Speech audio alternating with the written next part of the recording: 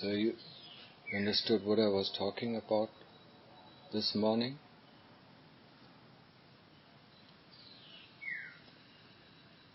I mean, it's pretty difficult to understand.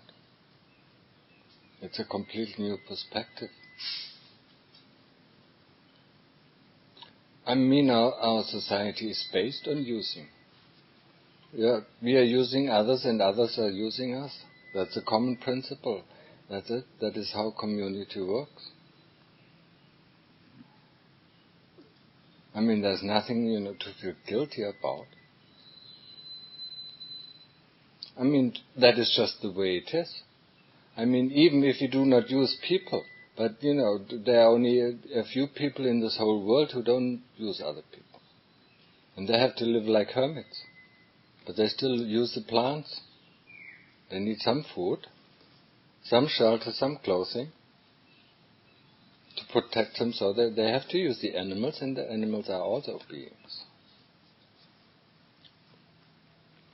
If they eat honey, they have to use the food of the bees, or otherwise, using and to be used, that is the common principle of our community as beings.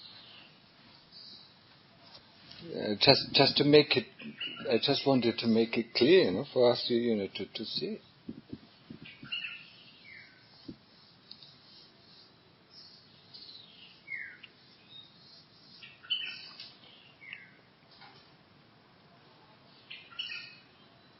And for us in the world, some people, we are allowed to use us, and other people we don't. And that's why we get into trouble. Why is this person using me? We are constantly using other people. The first time it was getting really clear to me was when I was living for the 5th year or 4th year in the monastery. I saw this monk was using me for his benefits, and that monk was using me for that benefit, and I saw myself using this monk for my benefit, and using that monk for my benefit, for that kind of benefit, because I want this, so I used him.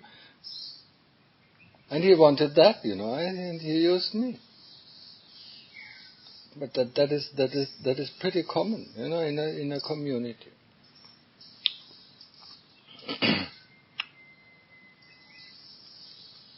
We are as monks, and the Lord Buddha was very wise to do it. We as monks are dependent of the lay people. I mean, whatever we have, we get from the lay people. We get our food from the lay people. That means 4 requisites. We get all the 4 requisites. The 4 requisites is the food. We get the food from the lay people. We get the shelter from the lay people. We get the clothing from the lay people, and we get medicine from the lay people. Everything, that we have or that we own as a community or own as a person monk, comes from the lay people. And we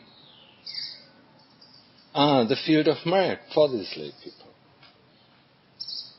That is, in Western sense, it's of course unknown, or more or less unknown thing, being the field of merit for lay people. I mean, they can do, in giving to us, they do merit. They make good karma.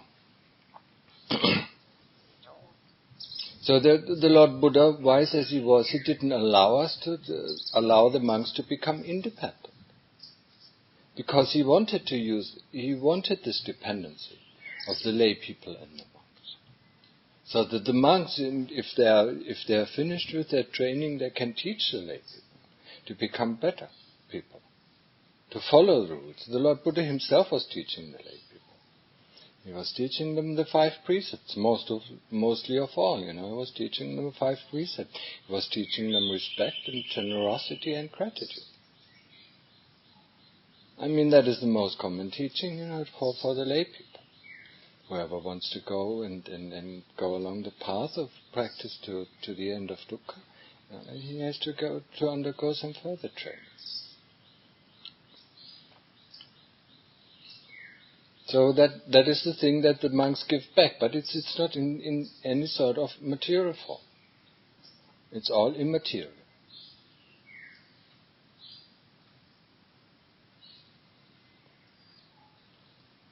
But when you look, when one looks, in Thailand, mostly the monks are used as a field of merit.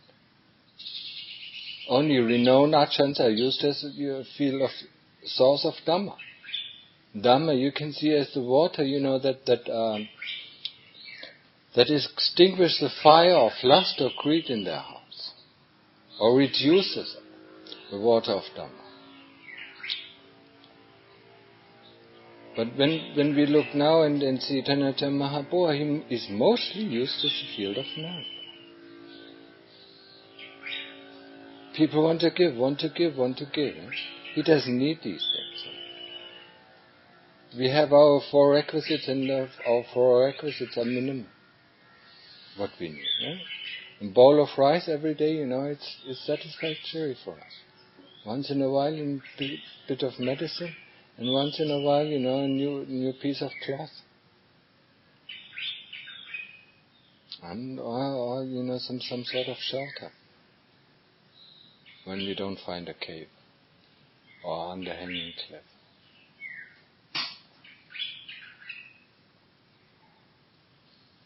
So the dependency is there always in this world. As long as we are born, just think about the dependency of a child.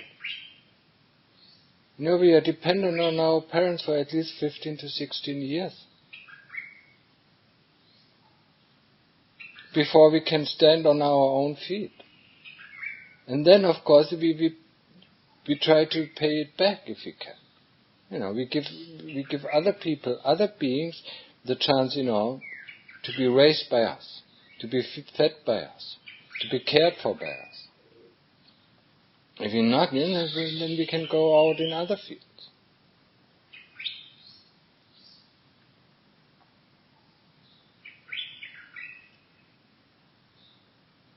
So using and being used, that is the most common thing in this world. And not only in this world, in this world of the humans, it's also in the world of the animals, or in other realms of being.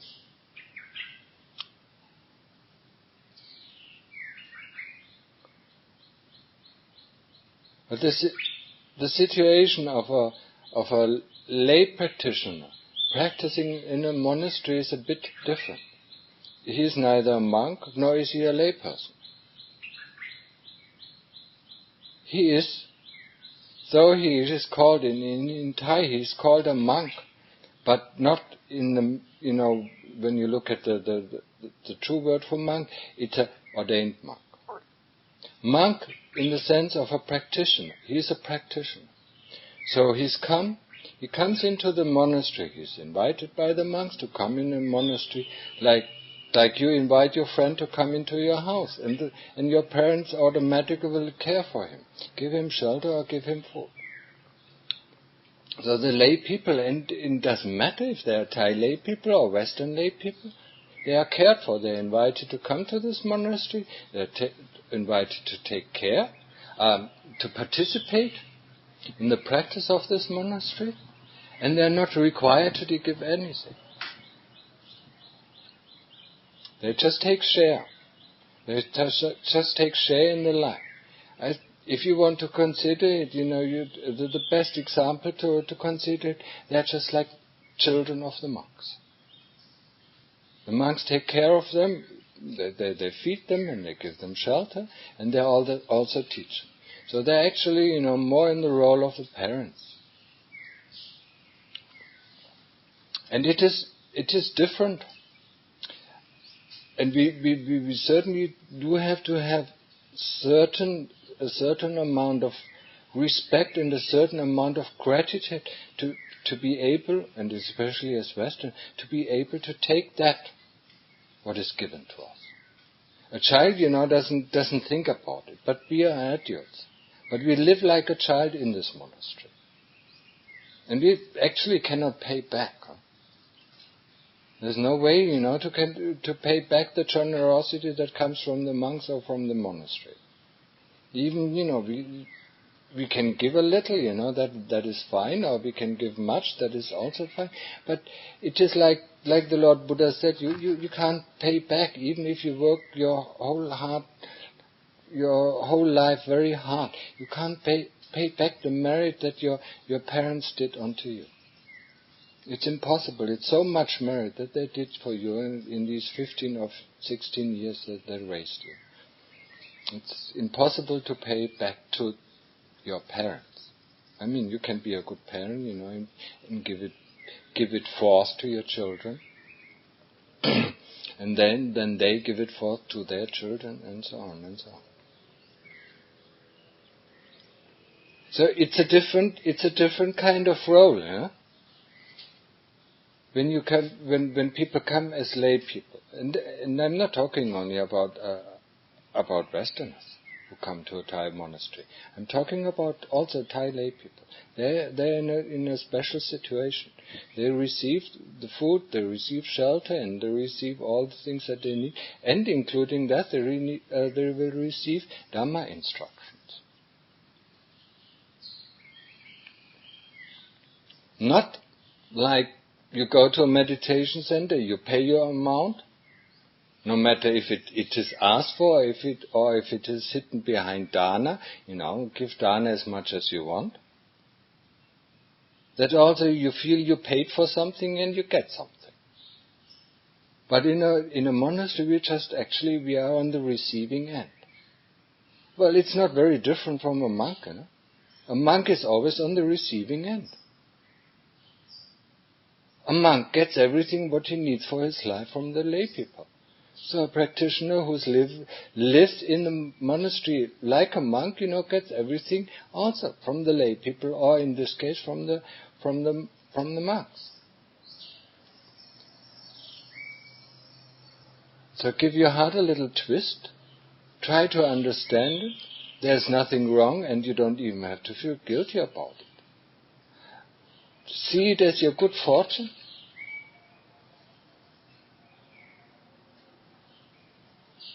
See it as your good fortune. You have to be able to stay in a place like that, where you're not required, to do hard work, to work for your living. And then take the opportunity, because it is rare. Take the opportunity to make the utmost of your praxis. I mean, if you feel guilty, then practice harder. Yeah. That is what is required, yeah. So if you stay here to be able to practice, the more you practice, the more actually you can work off your guilt, if you have one.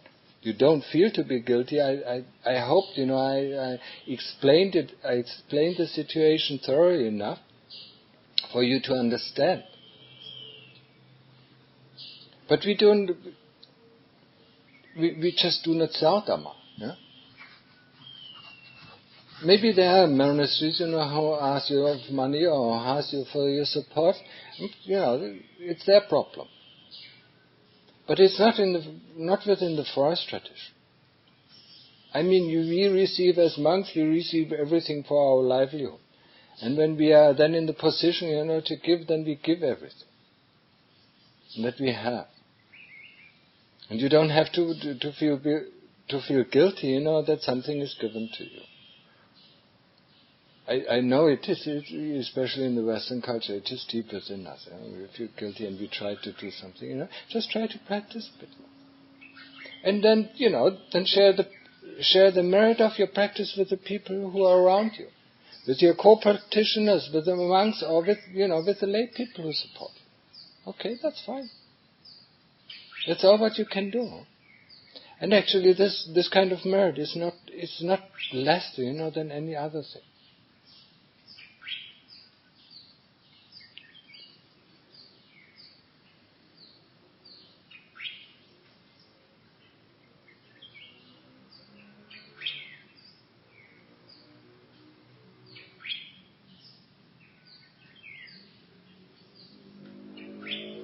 Right? I do sometimes say this, that you're using me, or this morning I was saying it pretty strongly, that you're using me and don't give me anything back. But, the joy of parents is, the happiness of the child.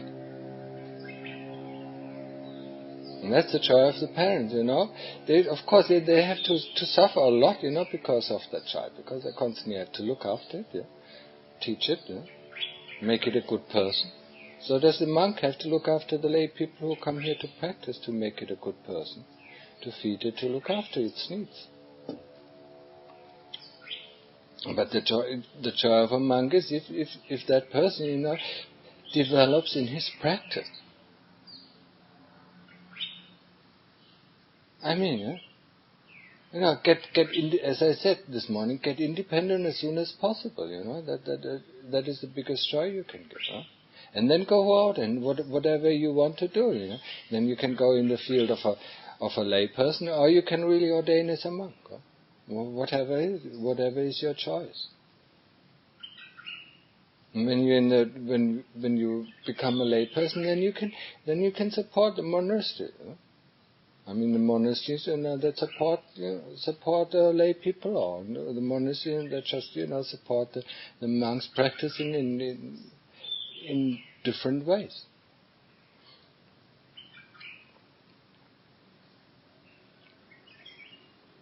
But for now, just feel the honor to be invited at your friend's place.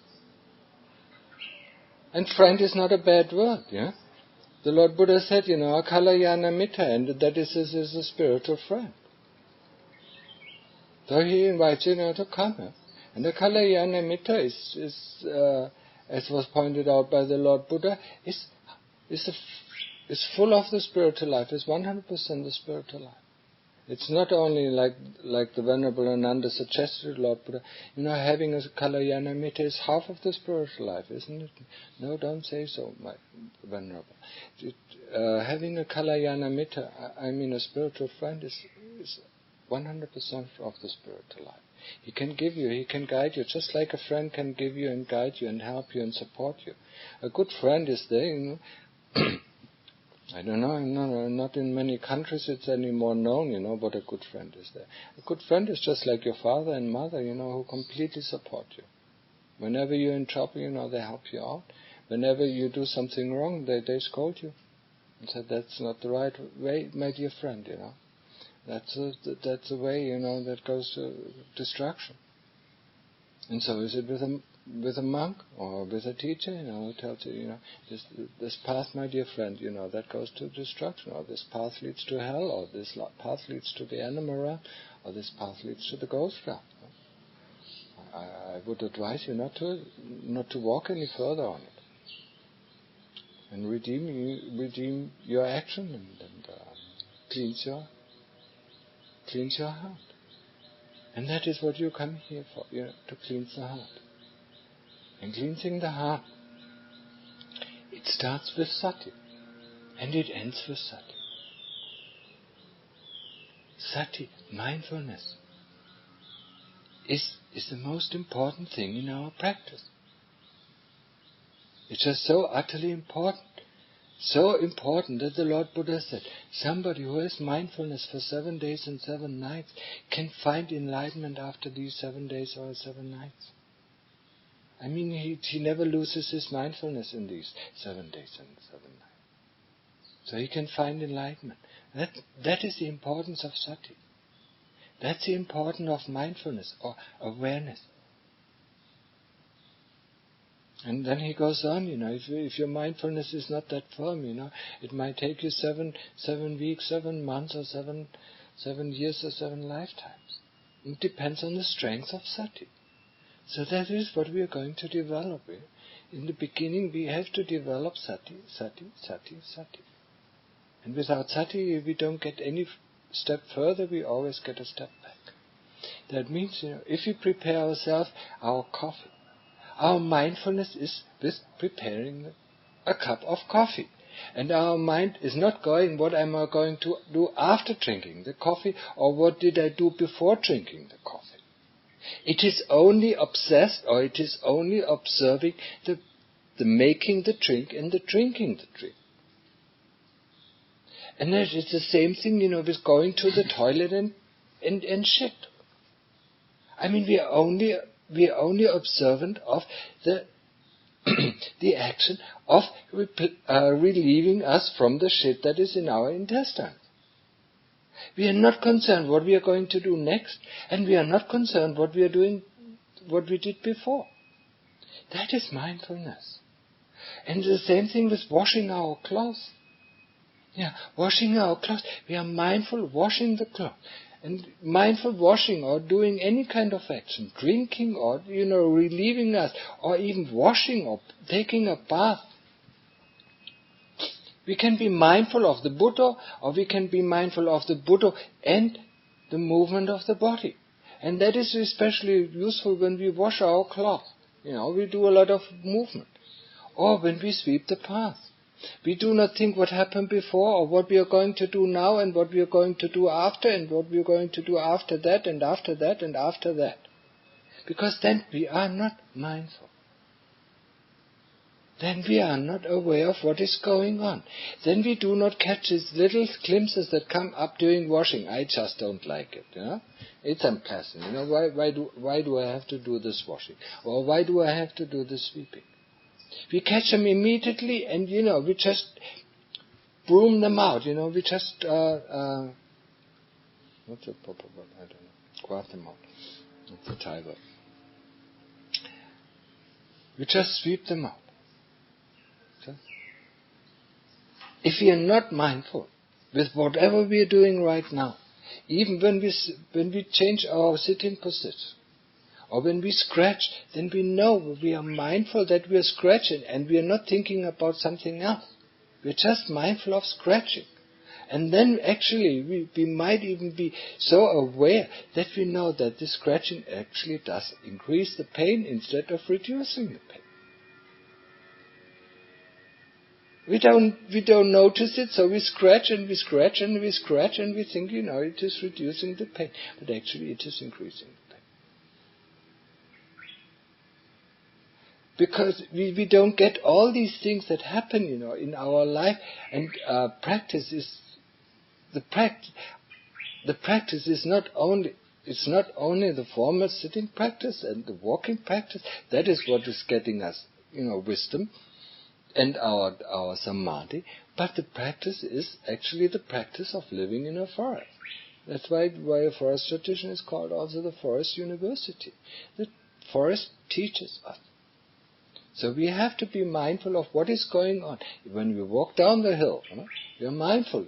We are mindful of the walking, or we are mindful of the Buddha, or we are mindful of the breath, or we are mindful of the combination.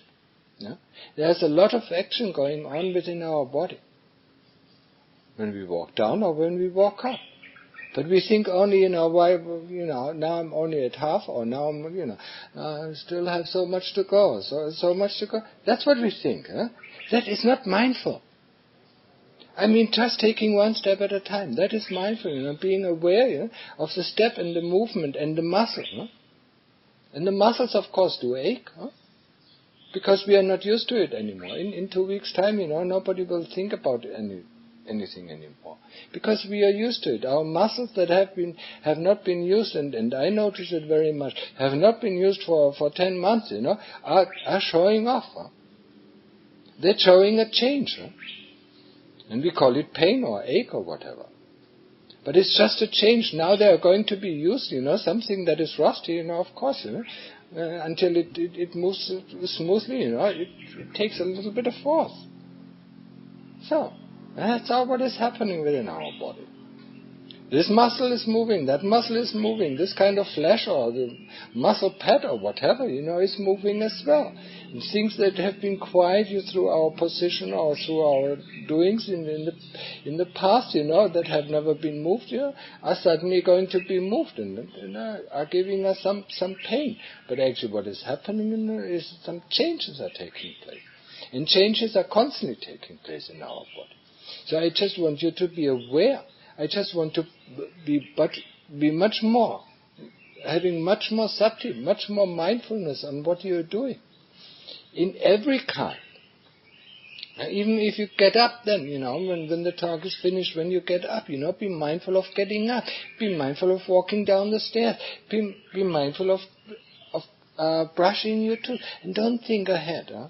Oh, I want to do this, I want to do that, why I'm not finished. That is living a life of mindfulness. Like the Lord Buddha said, or advised his bhikkhus. The moment you open your eyes, you're mindful, or you're aware that you open your eyes. The moment you get up, you're aware that you get up. The moment you put on your robe, you're aware that you're putting on your robe. I mean, these things are so accustomed to us that we never pay attention to them anymore. I mean, just putting on the robe, do you ever pay attention to that? Putting on your shirt or your trousers, do you put attention to it? Or washing or soaping up your body, do you put attention to it? No, you think about this or think about that. It's so common, it's such a common task.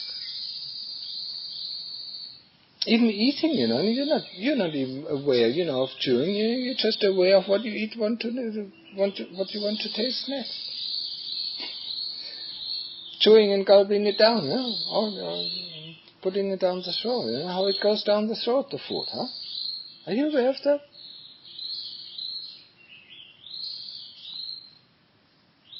Yeah, how it goes down the throat, when does the food loses the sense of taste?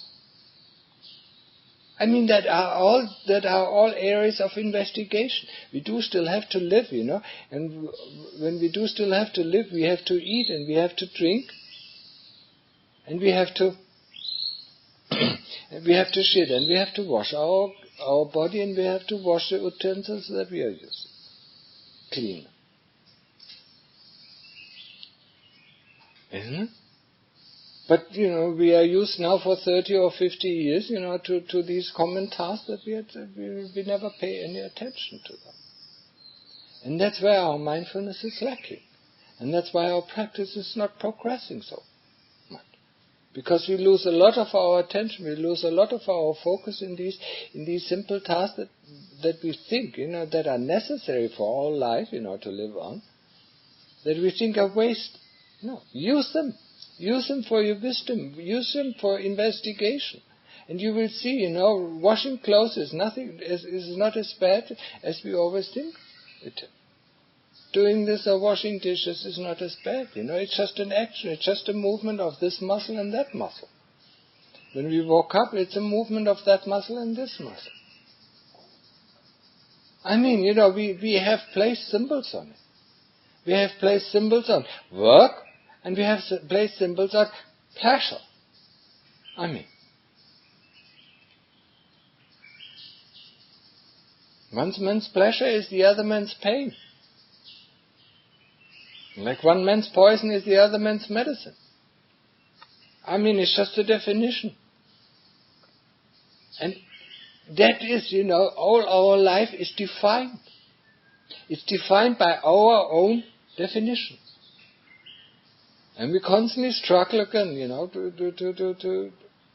to get this definition, that the other person also believes our definition. Because if the other person believes our definition, then we feel secure. That's why we want, that's mostly the reason. You will see it. It's mostly the reason. It's the real intention behind you want to communicate with somebody. You want to make somebody sure, if you can't convince him, at least get convinced by him, then at least you have two people believing, the same crap. And if a lot of people, believe the same crap, then we believe it's the truth. So 50 years ago, the Germans all believed, that all the fault, with Germany was the Jews. Millions of people believed it. But it was crap. Using these people as a scapegoat for their own faults, for their own mistakes. I mean, convincing, and that is mostly, just look at your talk. Just look before you open your mouth, what you want to communicate. Even if you talk about Dhamma or practice. You want to show off, see, how good I am, or you want to show off in a negative sense, see how bad I am. I mean, that is just the same reason. Or you want to convince somebody, this practice, that I was doing is really bringing good food, you should try it. I mean, what other intentions are there? Oh, most of the people, when we look back, when we were lay people, mostly we try to convince other people that we are good. Isn't it? I mean, that is the most purpose of our, we show off our good sides, We even know it from our own sayings, in our language. I mean, the first time we meet the other sex, we show off. Only our good sides, right? And of course, the woman or the other sex does the same thing. And then after a while, we get used to each other, and then we see all the shit. And then we get disgusted, and get our divorce. Or separate, one way or the other. I mean,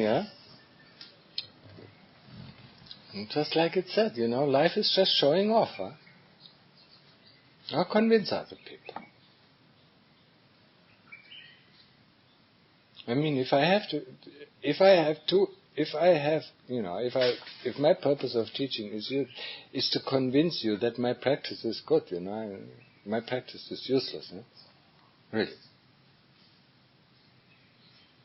I don't have to convince anybody. If I can't convince myself that my practice is good, then there's no use to convince 1,000 of people. And that is there is mostly behind these huge gatherings.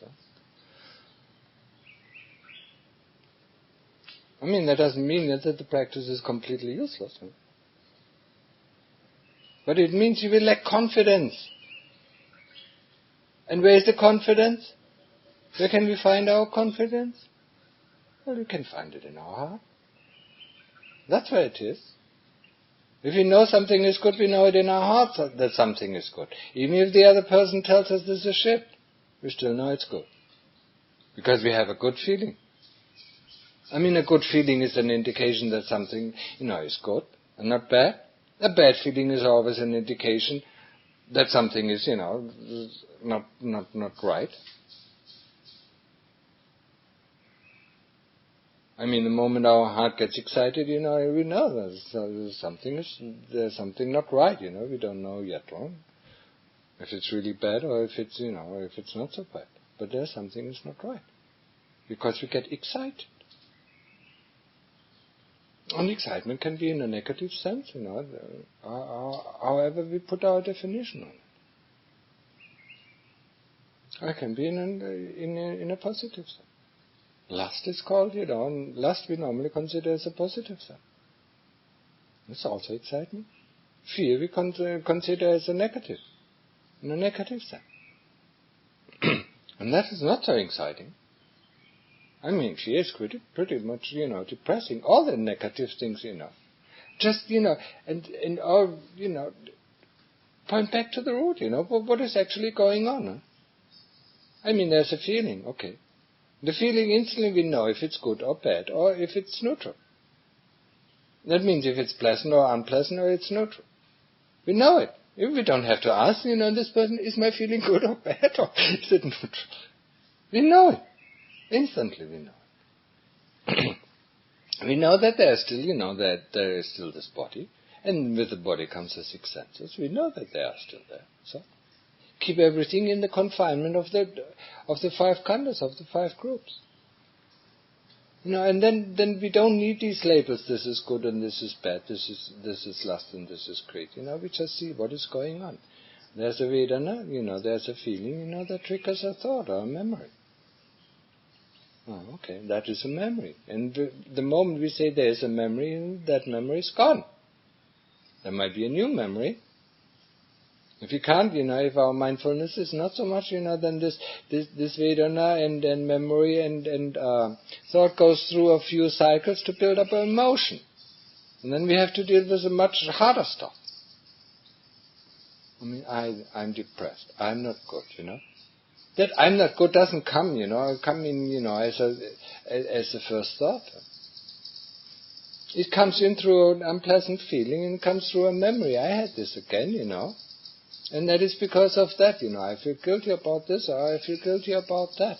And then we think I'm not a good person, And look at all the others, they are also good, This is just the way of the kilesas to pull us down. I mean, one way is, to pull us down, to deter us from the practice. Or the one thing is to make us, so overconfident that we think we don't need to practice. Oh, everything is fine already. We're complacent. That's two of the modes, the kilesas using to deter us from the practice. No matter how high we are up, we still can practice. No matter how low we are down, we still can practice. But, just think about it. What is low and what is high? Low? It's not mentioned within the 5 khandhas, is it? High. Is it mentioned within the 5 khandhas? No. It's not even mentioned within the 6 senses. The senses of eye contact, the senses of hearing, ear contact, the senses of taste contact, the senses of smell contact, the senses of touching, or the senses of thinking. I mean, where's the low and where's the high and where's the good and where's the bad? Huh? Think about it clearly, and whenever these things come up, then first put it away from you. Use the principle of anatta. That is not me, that doesn't belong to me, this is not myself, until you can see it in front of you. And once you can see it in front of you, you can analyze it. That was just a Vedana. Or that was a combination of Vedana and memory. Or if your memory is good, you find it even, it rotated 2 times. There was a feeling in the beginning, then there was a memory, then there was thought, that triggered that feeling, and that feeling triggered another memory that was very similar to it, that had strong emotions, and that triggered a thought, and then I caught it, and it's gone. If I don't catch it, it suddenly, it rushes over like, we are bathed in a hot water.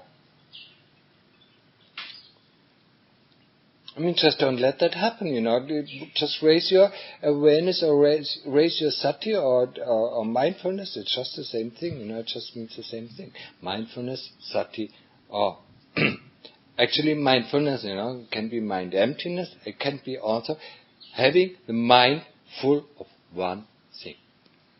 Just one thing. Just the thing that we are just experiencing. Mind. Full of one thing.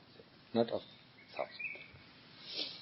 Mindfulness, sati, or awareness, whatever triggers the right sense within. Just being aware, and I still feel, from my perspective, from my understanding of awareness, it's much closer. Being aware that there's a feeling coming in, being aware that there's a thought coming in, being aware that a memory pops up, or being aware that there's a touch or one of the sense contacts. So we stay at that, and then we see the next thing. Okay. After the eye contact, there comes an ear contact, or after the ear contact, there comes an eye contact. And, of course, with each contact of the senses comes a feeling, comes a Vedana. It might be strong or it might be weak, or it might be even neutral. It can be of pleasant kind, it can be of unpleasant kind, or it can be of neutral kind. The neutral one we are not experiencing very often. But actually they are present most of the time. We just don't care about neutral feelings. We just hanker for the good feelings, or if you can't get good feelings or pleasant feelings, we hanker for the unpleasant feelings. Because they are more exciting. Of course, a good feeling is more exciting. An unpleasant feeling is also exciting. The neutral feelings, it's boring. There's no excitement. And what we hanker for in our life is excitement. I mean, something must happen, Something, at least, even when I practice hard, something must happen. And you will see, you have to be patient. There might 7 years, might nothing happen. And not in the sense that you think it has happened. Just, as if you step on the grass, The longer you step on the grass, the flatter it gets. But you don't see it because you want to have it bold, But if you walk, for years, there will be no grass more growing anymore. I mean, that is, So don't expect things, to happen, Just do your work. Huh? And here, of course, being in the forest, being in that precious environment, and just be sure, and not many that have this chance to be in this kind of environment, to be so close to the forest, not completely in the forest, but so close to the forest, and so close to nature as nearly as possible. So take this opportunity. And of course, what is happening is, when you are so close to the nature, you will have to learn from the nature. But everything that the nature is doing is reflecting your own thoughts. It's reflecting your own memories. It reflects your own state of being. So, here in this kind of environment where there is nothing externally happening, in the sense that we are used to in bigger monasteries or in monasteries close to the city, because the closest city is actually, it's 70 kilometers away. They're just these villages, some are a little bit bigger than this. 200 houses. And that's what you will find for the next 60 kilometers, until you go to the provincial city of this province of Loi. Or in the other direction, it will be 120 kilometers to Lodon. Or maybe 80 or 90 kilometers to Nong Khai. So, and what lies in it are just small villages where people live actually a very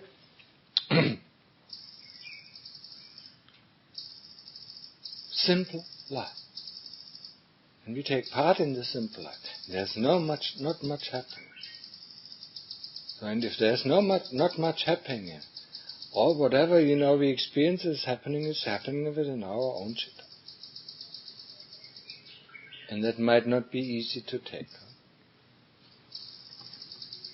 So if you feel that you can't take it, then just move back. If you're in a cave, and you can't take it, then just move back, from the cave for 3 days. Or if you're in a location where strange things are happening and you feel you can't deal with it, then just move back for a while, just for a few days, until things clears up, and then go again, and see, what is actually happening, what is getting pulled up. Because if everything is so quiet, we don't have any distractions, and the only thing that is happening is the happenings within our own chitta. And now, in this kind of quiet or remote area, we are able to see. And the problem is, do we really want to see? The first time, of course, not, because it's not pleasant what we see. It's not to our liking what we are going to see. And these things we have to deal with. We have to find a way. We have to find a skillful means, to deal with these things that are happening.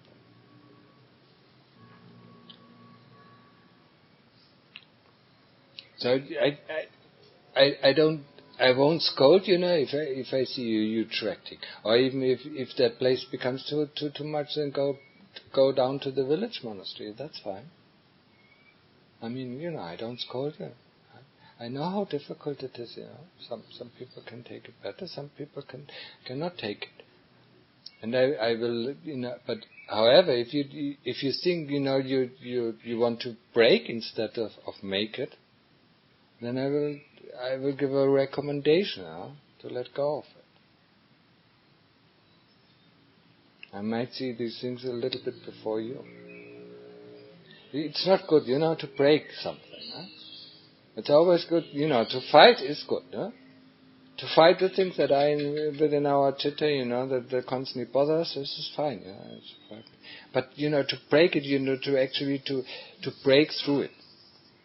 In a sense, that uses a lot of power. that is not helpful for our practice.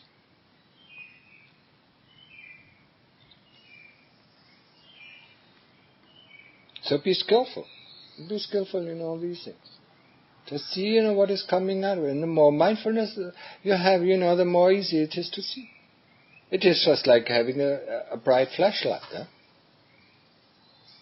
If you have little mindfulness, your flashlight is very dull.